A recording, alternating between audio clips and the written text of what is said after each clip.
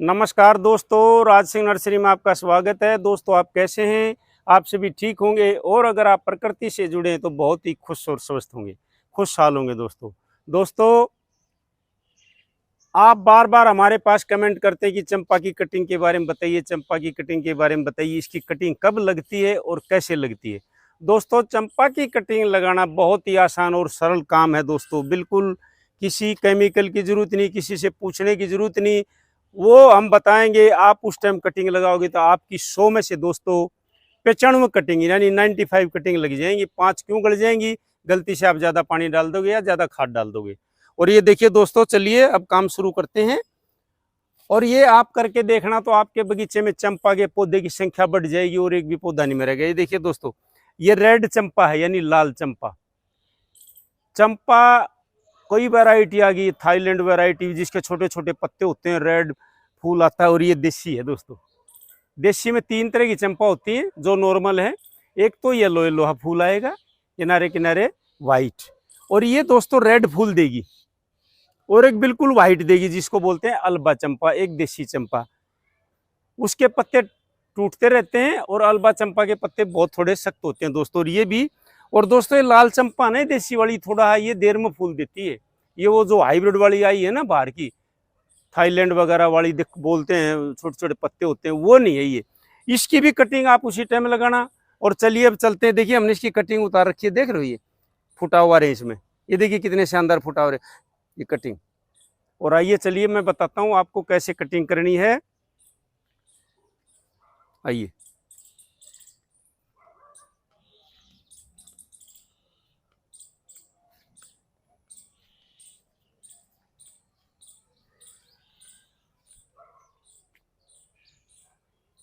ये देखिए दोस्तों, ये हमारी चंपा खड़ी है, ये उधर वाली, ये बड़ी है। और कुछ चंपा मैंने खोद के इनका बीच में से निकाल के लंबी लंबी वहां रख दी। चंपा की कटिंग का दोस्तों मार्च का महीना यानी 15 मार्च के आसपास कटिंग करके लगाओगे ना, एक एक डंडी लग जाएगी आपकी। और अभी बारिश के महीने में दोस्तों आप इसकी कटिंग लगाओगे ना, एक भी कटिंग नहीं लगेगी क्योंकि गल जाएगी। चंपा की कटिंग का पौधा बनाने का दोस्तों सबसे बढ़िया महीना मार्च 15 के आसपास का महीना है। उस टाइम ये पत्ते छोड़ देता है और बहुत शानदार पत्ते देता है और आपका पौधा ऐसे हो जाएगा। देखिए ये जो क्यारी देख रहे हो ना आप, ये हमारी अब की बार की है कटिंग। अब की बार हमने मार्च में लगाई थी और इन बड़ी बड़ियों में से काटी थी, फुटा हुआ। और देखिए जब आप कटिंग करोगे ना, कटिंग करोगे तो आपके पौधे की ये शेप बन जाएगी। देखिए, देख रहे हो, ये देखिए ये बहुत बड़ा था और इसको इसमें से हमने चंपा की कटिंग खूब उतारी। ये देखिए अब ये पौधा तना भी यहाँ शानदार होगा और फुटा हुआ देखो कितना शानदार, कितना बढ़िया होगा। अगर ये चंपा का पौधा 14-16 इंची पोट में हो जाएगा ना तो आपका गमला बहुत शानदार बनेगा। और जब इस पर फूल आएगा ना दोस्तों, भर भर के आएगा। और बीच के महीने में दोस्तों कभी भी कटिंग नहीं करना। मार्च का महीना आप डायरी में लिख लेना, उस टाइम आप चंपा की कटिंग लगाओगे तो बहुत शानदार लगेगी। कोई खाद नहीं मिलाना। अगर आप बेसमेंट की भी मिट्टी उठा लो इसमें कहीं से भी, उसमें भी अगर कलम लगाओगे आसानी से लग जाएगी। चंपा की कटिंग लगाना बिल्कुल आसान तरीका है। और ये देखिए कुछ ये हमारी गल गई ना, ये गल गई ना। ये क्यों गल गई?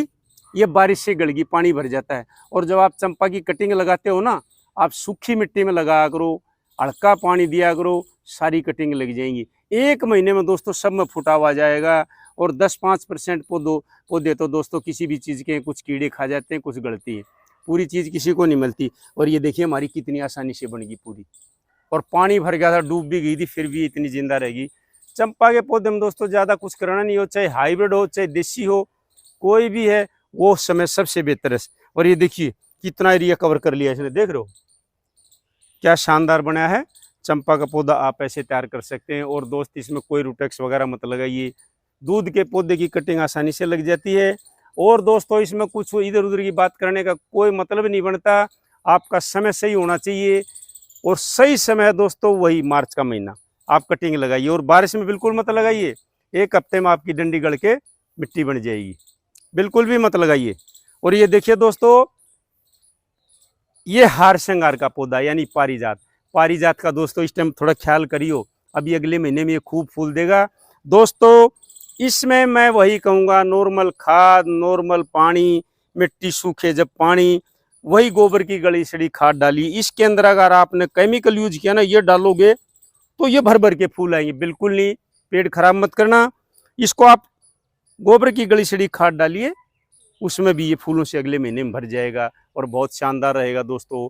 और ऐसा कुछ इनमें करने की जरूरत नहीं है। आप ये बिल्कुल आसान सा तरीका अपनाइए, आपके हार श्रृंगार के पौधे में तो फूल आएंगे और चंपा की कटिंग बन जाएंगी दोस्तों। और लंबा खींचने की जरूरत नहीं है। आप थोड़े में ज़्यादा समझदार हैं दोस्तों, आप चंपा की कटिंग लगाइए और हार श्रृंगार के पौधे का ये काम करिए, फूल आएंगे और इसकी कटिंग लगेगी। और जब इसमें फूल आएगा ना, बहुत शानदार लगेगा। ये देखिए कैसे गमला भर गया। और ऊंचा मत जाने दो पेड़ को, अगर आपके गमले में है।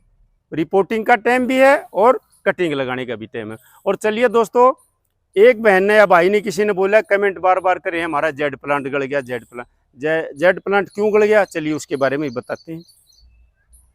देखिए दोस्तों, आप बार बार कमेंट करके पूछ रहे थे कि पीहू कहाँ गई है पीहू, और हम ये कह रहे थे कि पीहू नाना नानी के घर पर गई है, मामा मम्मी के घर पर गई है रक्षाबंधन पर। और कल दोस्तों शाम को ही आ गई 8 बजे। और ये देखिए दोस्तों, अभी आपको सबको प्रणाम करेगी। प्रणाम करो बेटे। ये देखिए दोस्तों, ये बाय पहले कर रही है, प्रणाम बाद में। प्रणाम करो, प्रणाम करो, प्रणाम करो। हाँ चलो दोस्तों, बाय कर दिया। वाह वाह वाह वाह। हाँ अभी मस्त है ये। और ये देखिए, चलिए हाँ पकड़िए, ये लो दादी के पास जाओ, पकड़ो पकड़ो, दादी के पास जाओ। हाँ। और ये देखिए दोस्तों, आप कहते हो हमारा जेड प्लांट मर गया। जेड प्लांट एक ऐसा पौधा है, इसको लोहा मान लो दोस्तों, ये कभी नहीं मरता है, कभी भी नहीं मरता है। ये बिल्कुल पत्थर जैसा पौधा है। आपका क्यों मर जाता है? आप गलती बहुत करते हो। आप एक तो इसको छाया में रख देते हो, और कोई भी आपको बोल देता है ये इंडोर है, इंडोर है, बिल्कुल ये आउटडोर। बिल्कुल इसको धूप में रखिए, ये आसानी से चलेगा। खाद इसको बिल्कुल मत डालिए, बिल्कुल भी मत डालिए, देसी भी मत डालिए, गोबर का भी डालिए मत, कुछ भी मत डालिए। नॉर्मल मिट्टी बढ़िया हो तो ये आसानी से चलता रहे। देखिए हमारी थैलियाँ भरी हैं, और बारिश आई थी ना तो ये डूब गई थी पानी में, फिर भी नहीं मर रही, क्योंकि धूप में रखी। तो ऐसा कभी नहीं है, जेड प्लांट कभी नहीं मरता, आपकी गलती से मरता है। अगर आप अंदर रखते हो जब मरता है, और पानी ज़्यादा डाल देते हो, खाद डाल देते हो जब मरता है। इसमें ऐसा कुछ करने की जरूरत नहीं है। और इसकी जब भी, अभी इतना सितंबर का महीना इतना शानदार है, इसकी आप कटिंग लगाओगे ना, आसानी से लग जाएगी, आसानी से लग जाएगी। और सूखी सूखी मिट्टी में लगा करो। और ये देखिए तितली हमारे येलो येलो फूलों पे, येलो येलो तितली कैसे बैठी है। ये देखिए जेड प्लांट हमारा गेट पर रखा है, कैसे लड़ी ही बन गई, देख रहे हो। ये देखो 14 इंची पोट है, ब्लैक वाला नर्सरी पोट। इसको पानी बहुत कम डालते हैं, मिट्टी सूखे जब पानी डालते हैं। और खाद का तो दोस्तों इसमें हम नाम भी नहीं लेते। और एक देखिए पीपल जी उगे हुए हैं, शंकर जी। और ये देखिए एक सदाबहार भी उगा है, और ये भर भर के आएगा। और ये देखिए मैं दूसरी साइड से भी दिखाता हूँ आपको। ये देखिए, ये हमने इसलिए झुका रखा है, देख रहे हो, इधर भी भरता है और इधर भी भरता है। तो जेड प्लांट का पौधा दोस्तों बिल्कुल नहीं मरता है। इसको खाद मत डालिए, ज़्यादा पानी मत डालिए, ये आसानी से चलता रहेगा। और सीधी धूप में रखिए, बिल्कुल स्नेक प्लांट की तरह। ये देखिए मैंने 3 दिन से गमले पर रखे स्नेक प्लांट के, देखो सूखे पड़े हैं, ये बिल्कुल सूखे पड़े हैं। इसको भी ज़्यादा पानी मत डालिए। और ऐसा दोस्तों कुछ करने की ज़रूरत नहीं है।